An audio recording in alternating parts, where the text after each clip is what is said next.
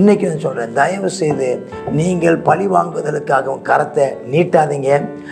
பழி வாங்கப்பட்டதுக்காக ஆமென் ஸ்தோத்திரம் சந்தோஷப்படாய். உன் சத்துரு விழுந்தால், உன் சத்துரு தண்டிக்கப்பட்டால், உன் சத்துரு ஆமென் தேவனாலே அடிக்கப்பட்டால் நீ சந்தோஷப்படாதே. நீ ஜெபம் பண்ணு, சந்தோஷப்படாதீங்க. ஒருபோதும் அந்த பழி வாங்கும் எண்ணத்தை உன் மனசில் தூக்கி எறிஞ்சிருங்க. ஸ்தோத்திரம். கர்த்தர் உங்களை ஆசீர்வதிப்பார். தாய் போல தேற்றி தந்தை போல ஆற்றி தோள் மீது சுமந்திடும் இயேசையா. தாய் போல தேற்றி தந்தை போல ஆற்றி தோள் மீது சுமந்திடும் இயேசையா.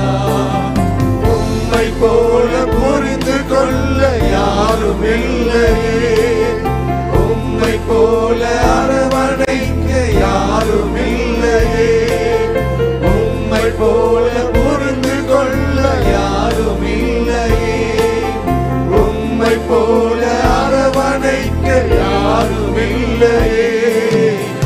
இப்போதும் என் வாழ்விலே ஆமென் சொல்லுவோமா? இயேசுயா இப்போதும் என் வாழ்விலே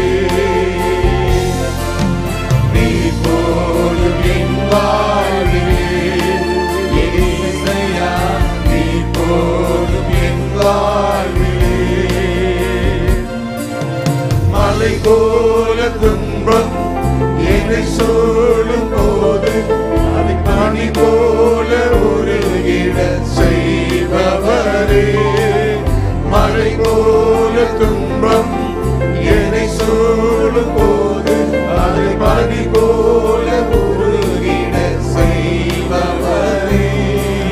கண்மணி போல் என்னை காப்பவரே, உள்ளங்கையில் பொறித்தென்னை நினைப்பவரே. கண்மணி போல் என்னை காப்பவரே, உள்ளங்கையில் பொறித்தென்னை நினைப்பவரே. இப்போதும் என் வாழ்விலே இயேசையா, இப்போதும் என் வாழ்விலே,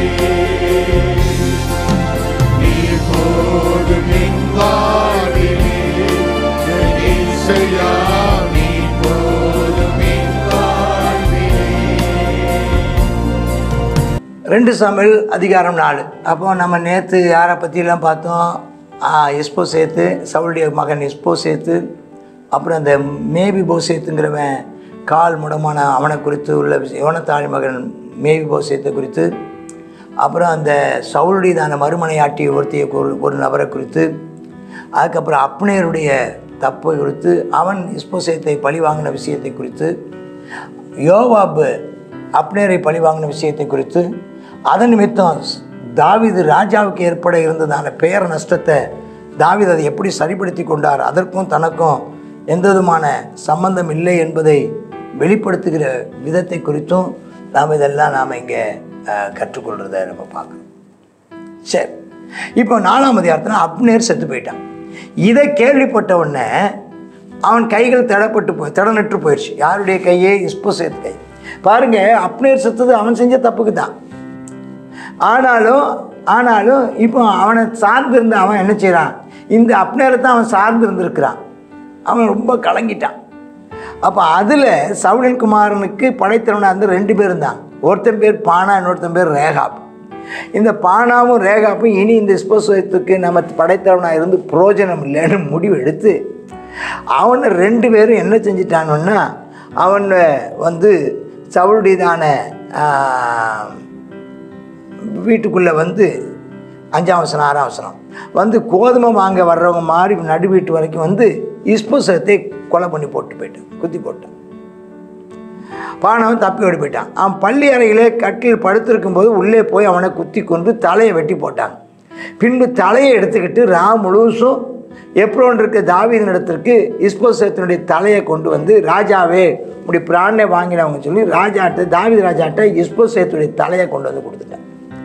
சவுல் செத்ததை கொண்டு வந்தவனுக்கு நடந்தது நமக்கு தெரியும். 1ஆம் அதிகாரத்தில் அவன் கொண்டு போட்டான். இவனை வாங்கிட்டான். இப்படி சத்துருவில் இப்போ என்ன நினச்சாங்கன்னா, தாவீது இப்போ நினச்சுவாங்கன்னா ரொம்ப பாராட்டுவாங்க.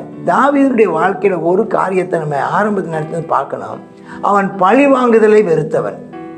பழி வாங்குவதலை வெறுத்தவன். நீங்களும் பழி வாங்க நினைக்காதீங்க. கர்த்தரே நமக்காக பழி வாங்குவோம். உன்னை எத்தனையோ பேர் காயப்படுத்தியிருக்கலாம், எத்தனையோ பேர் உன்னை துரோகம் பண்ணியிருக்கலாம், எத்தனையோ பேர் உன் முதுகில் குத்தியிருக்கலாம். நீ பார்த்து உயர்த்தினவங்க, நீ பார்த்து வளர்த்தவங்க, நீ பார்த்து ஆமென் ஸ்தோத்திரம் உதவி செஞ்சவங்க, பார்த்து ஏற்பாடு பண்ணி அவங்கள ஒரு ஸ்டேஜில் கொண்டு வந்து அழகு பார்த்தவங்க உன்னை முதுகில் குத்தலாம், உனக்கு துரோகம் பண்ணலாம். நீ பழி வாங்காதே. பழி வாங்கும் எண்ணம் உனக்கு வராதிருப்பதாக. ஆமென் சொல்லுங்க சிஸ்டர், ஆமென் சொல்லுங்க சிஸ்டர், ஆமென் சொல்லுங்க பிரதர். பழி வாங்கணும்னு நினைக்காதீங்க. பழி வாங்குது கர்த்தர் சொல்றார், பழி வாங்குதல் எனக்குரியது, நானே பழி வாங்குவேன். நீ அமைதியாக இரு. உன் கை சுத்தமாகவே இருக்கட்டும், உன் இதயம் சுத்தமாகவே இருக்கட்டும். நான் உனக்காக நான் உன் சத்துருக்களத்தில் பழி வாங்குவேன். இப்போ அப்னேரே தாவீது ஒன்றும் பண்ணல, அவன் செத்தான். சவுலை இவன் ஒன்றும் செய்யலை, சவுலே செத்தான். இப்போ இஸ்போசேத் மேலே தேவனுடைய ஆக்கின தீர்ப்பு வந்திருக்குது, இவன் அல்ல, அவன் கொண்டான்.